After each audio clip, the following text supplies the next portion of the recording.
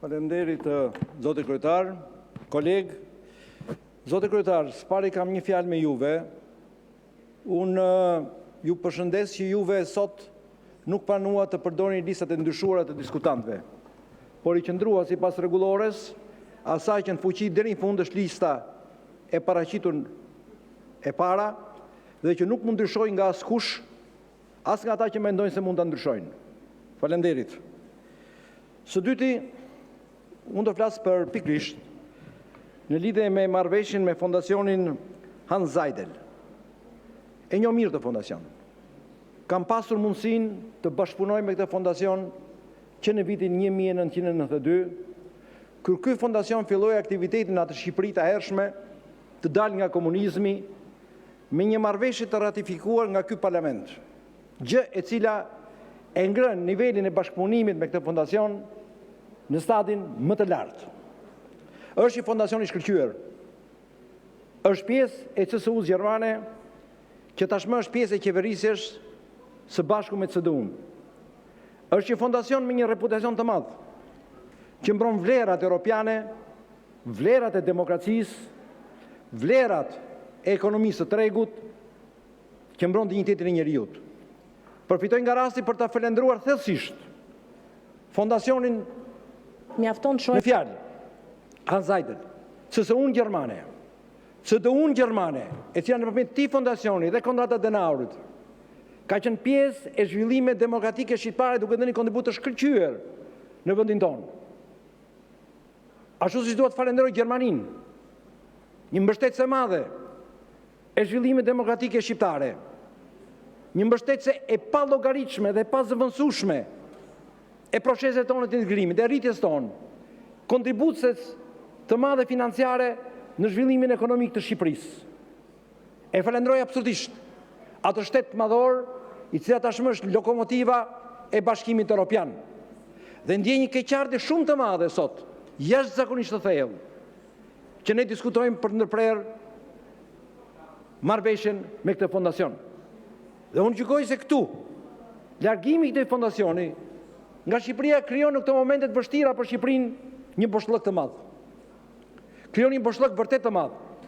Në të gjitha nivelet ku ky fondacion është përfshirë me pozitivitetin e tij, me rolin e tij të madh në zhvillimet tona, qoftë për demokracinë, qoftë për sundimin e ligjit, që janë pikat e bashkëpunimit me këtë fondacion, qoftë për integrimin evropian, ku ne jemi në moment të pikërisht në udhkryq, qoftë për qeverisjen lokale, qoftë për krijimin e forcimin e shtetit ligjor dhe mbrojtje dhe sistemi drejtësisë, për sigurinë dhe mbështetjen që ka dhënë për policinë shqiptare dhe për elemente sigurisë, për shoqërinë civile ndërsi që ka zhvilluar punën që ka zhvilluar për të rritur shoqërinë civile, për shtuar hapësirët e punësimit, për presionet dhe luftën që ka bërë për krijimin e këtu të ambienteve që të njerëzit, të veçanërisht të rinjt, që kanë emigruar në Gjermani të gjejnë ambient këtu për të rikthyer, edhe për të kontribuar për Shqipërinë. Pra, unë mendoj se hapësirat e mëdha dhe puna e këtij fondacioni është shumë e gjerë. Dhe prandaj dhe hapësirat e mëdha dhe që do krijohen, boshllëqit e mëdha që krijohen nga largimi i tij janë shumë të mëdha. Unë mendoj se pikërisht kjo duhet na bëjë të mendojmë sot. Duhet na bëjë të mendojmë pse sot po bie aktiviteti i të tilla institucioneve të rëndësishme ndërkombëtare në vendin tonë. Pse është zbehur aktiviteti Westminster Foundation? Pse fondacioni Konrad Adenauer i shkëlqyer në bashkëpunimin tonë si dhe Westminster Foundation sot kanë reduktuar shumë aktivitetet e tyre? Pse ky fondacion i CSU-s largohet sot? Çfarë po ndodh? Çfarë ka ndodhur në Shqipërinë? Ku është problemi? Pse pikërisht sot po kemi një braktisje të Shqipërisë nga firmat e mëdha, kompanitë e mëdha? Pse nuk kemi investitorë të vërtetë të mëdhenj në Shqipëri? Nuk kemi investime. Kush janë? Më thoni një emër që nga viti 2013 deri më sot, të një kompanie serioze, të madhe, europiane, apo perëndimore, theksoj perëndimore, jo më larg, që investon në Shqipëri? Kush janë? Fantazme publike. Kush janë? Pse industria farmaceutike e madhe nuk përfaqësohet më në Shqipëri? Pse është krijuar ky boshllëk i madh në medikamentet origjinës sigurt nga largimi i kompanive të mëdha, nga largimi i qendrave të tyre që kanë pasur Tiranë për Ballkanin Perëndimor dhe transferimi i tyre në Orë, në Shkup, në Kroaci apo në Sloveni. Çfarë po ndodh? U mendoj se diçka nuk funksionon te ne. Diçka e madhe nuk funksionon këtu. A jemi ne më atraktiv për këto? Dhe mos qenë atraktiv lidhet me element. Lidhet me element jo thjesht financiar, duhet jemi shumë sinqert. Lidhet me element të rëndësishëm që ta ambientit që krijojmë ne. Të zbatimit të direktivave tyre. Një firmë farmaceutike nuk të vjen në Shqipëri kur ti fut fake drugs, sepse ajo ka reputacionin e saj dhe nuk mund të bëni ndryshim reputacionin e saj. Ashtu pa dyshim dhe me organizma ndërkombëtare serioze, të cilat largohen nga ambientet e dyshimta, sepse nuk duan të vënë në dyshim reputacionin e tyre. Pra unë mendoj se sot jemi në një braktisje. Jemi në braktisje totale. Të nderuar kolegë, Shqipëria sot po futen në këtë dimër që unë ta quaj dimri vetmis madhe. Ky është shkaku, ky është realiteti vërtet i këtij dimri që ne kemi. Shqipëria po braktiset nga seriozët. Për arsye nga më të ndryshmet, për shkaqe nga më të ndryshmet, po braktiset, kjo është e vërteta. Dhe kjo ne duhet na bëjë të mendojmë thellë si Parlament shqiptar. Ku jemi? Çfarë po bëjmë? Dhe pikërisht çdo ndërprerje marrëveshje duhet ta shikojmë me seriozitet, duke kërkuar të gjejmë shkaqet, duke kërkuar të bëjmë përpjekje madhore për mos ndodhur kjo punë, duke i krijuar hapësira, duke krijuar mundësitë këtyre organizmave të rëndësishme ndërkombëtare, financiare, ekonomike, investituese, politike, sociale, për të vazhduar të qëndrojnë Shqipëri. Ne kemi nevojë të madhe për këto. Ne kemi nevojë për Hallzajderin në Shqipëri. Kemi nevojë për Westminster Foundation në Shqipëri. Kemi nevojë për Konrad Adenauerin në Shqipëri. Kemi nevojë për Fondacionin De Gasperi në Shqipëri. Kemi nevojë të madhe për këta.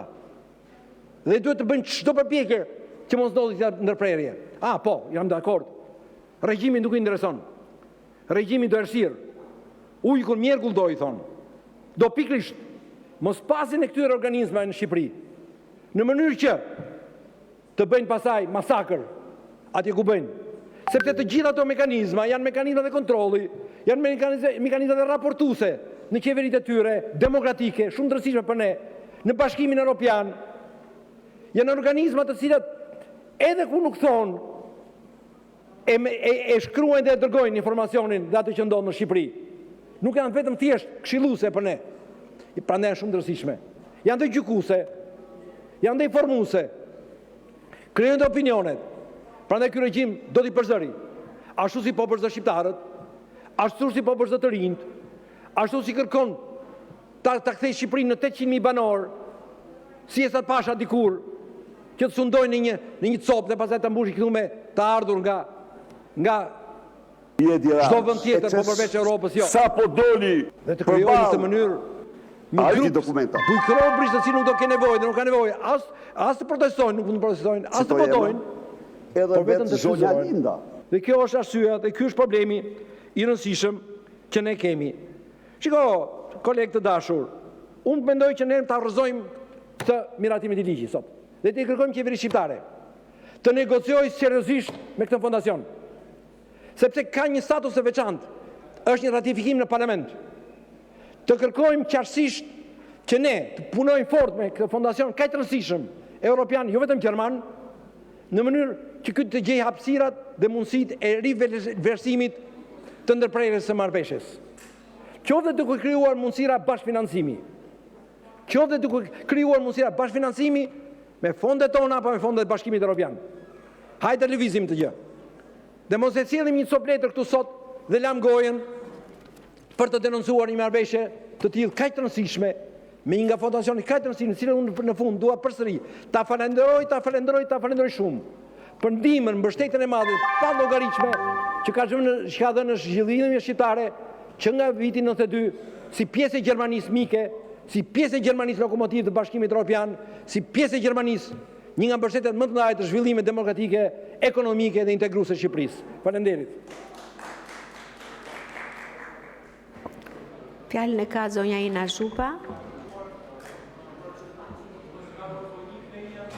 Po. Zoti Balla, keni fjalën për procedurë. Po është një këtej një ande. Jo më jepja, jo vazhdo. Jo, jep.